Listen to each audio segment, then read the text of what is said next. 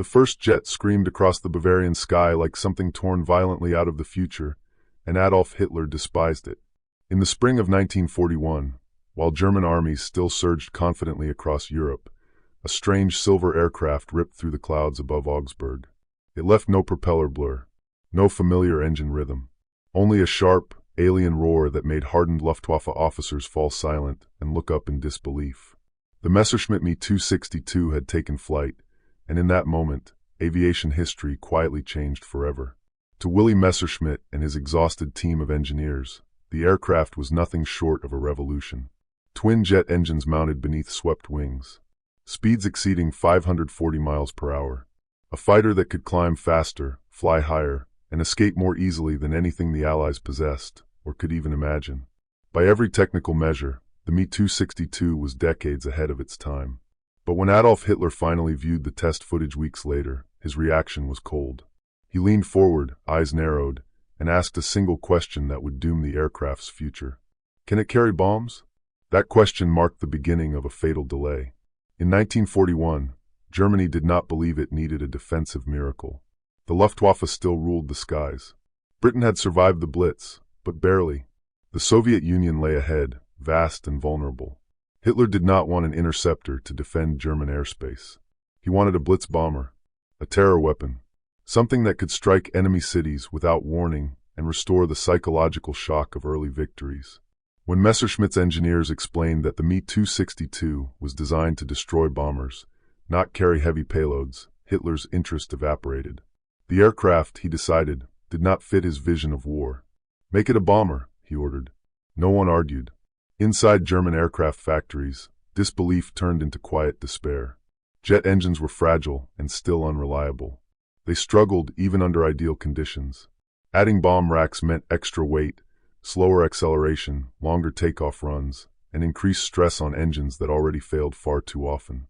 Every modification stripped away the very qualities that made the Me 262 extraordinary. Yet ideology overruled engineering. While German designers wrestled with redesigning a machine that did not need redesigning, Allied industry exploded into motion. British radar networks expanded.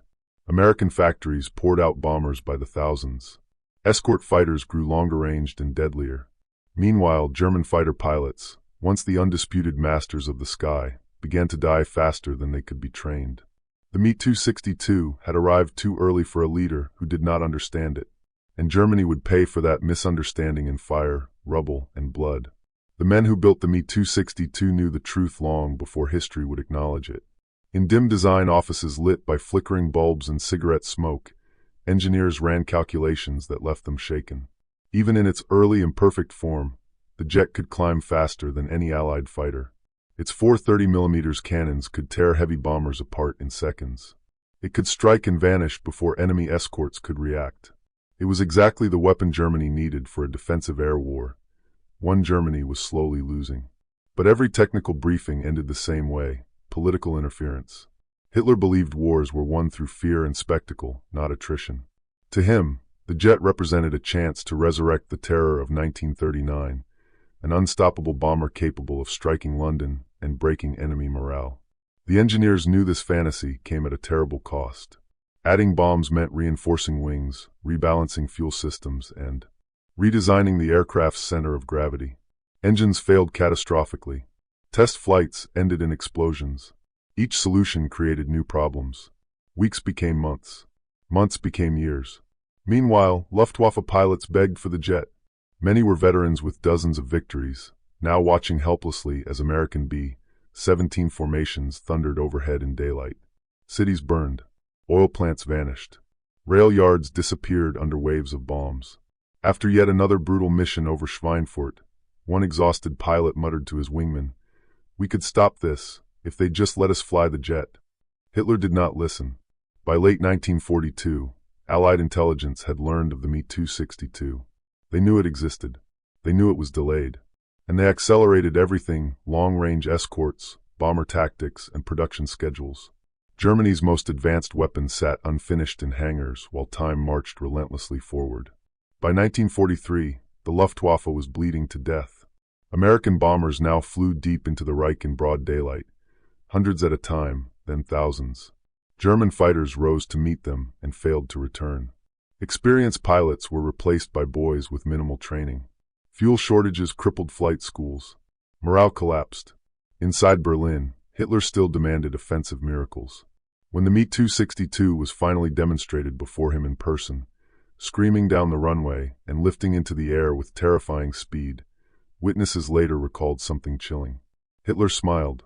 "This," he declared, "will be my Blitz bomber." The order was final. Production lines were altered. Bomb racks installed. The aircraft's greatest strength, its speed, was compromised. Carrying bombs robbed it of acceleration and agility. It became neither a true bomber nor a perfect interceptor. By the time the first operational Me-262 units reached combat in 1944, the balance of power had completely reversed. P-51 Mustangs escorted bombers all the way to Berlin.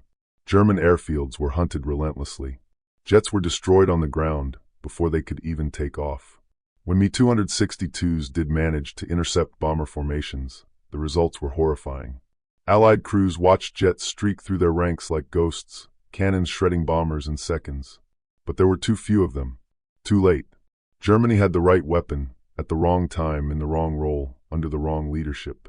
In the winter of 1944, the truth finally reached Hitler. The bombers never stopped. Cities burned day and night. Oil supplies vanished. Tanks sat idle for lack of fuel. Reports crossed his desk describing Me-262 pilots achieving kill ratios unheard of in aviation history. Even 5 bombers destroyed in a single sortie. The realization came slowly, painfully. The Me-262 had never been meant to carry bombs. It had been meant to save Germany. By then, Allied armies were closing in. Factories lay in ruins. Skilled engineers were dead or scattered.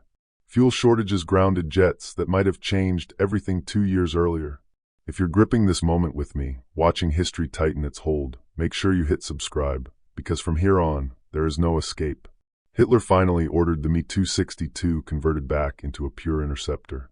But reality does not reverse itself. There were not enough pilots, not enough fuel, not enough time. The jet that could have shattered Allied air power became a symbol of squandered potential. History does not forgive hesitation. Those who flew the Me-262 knew they were riding a miracle wrapped in tragedy. They took off under fire. Allied fighters stalked runways. Mechanics hid jets in forests, towing them out moments before missions. Pilots pushed engines beyond their limits, knowing failure meant death. In combat, the jet was untouchable. Mustangs could not catch it. Spitfires could not climb with it. For brief, terrifying moments, Germany reclaimed the sky. But moments are not wars. Every lost jet was irreplaceable. Every downed pilot was a wound Germany could not heal. Allied intelligence adapted quickly, attacking jets during takeoff and landing, when speed could not save them. The Me-262 became a weapon of fear, not salvation. Historians still debate what might have been. Had the Me-262 entered service in 1942 as a pure interceptor, the daylight bombing campaign might have collapsed. Allied losses could have become unbearable. D-Day might have been delayed, but delayed is not defeated. Germany lacked oil, manpower, and time. The jet could not fix strategic collapse, but it could have rewritten the air war. Hitler delayed it until that chance was gone. The delay was not technical. It was ideological. When Berlin finally fell, intact Me-262s were captured by Allied forces. Engineers studied them in awe. Pilots marveled at their design. The future of aviation had been hiding in plain sight. Hitler's greatest air weapon never failed him. He failed it, and in that failure, Germany lost the skies forever.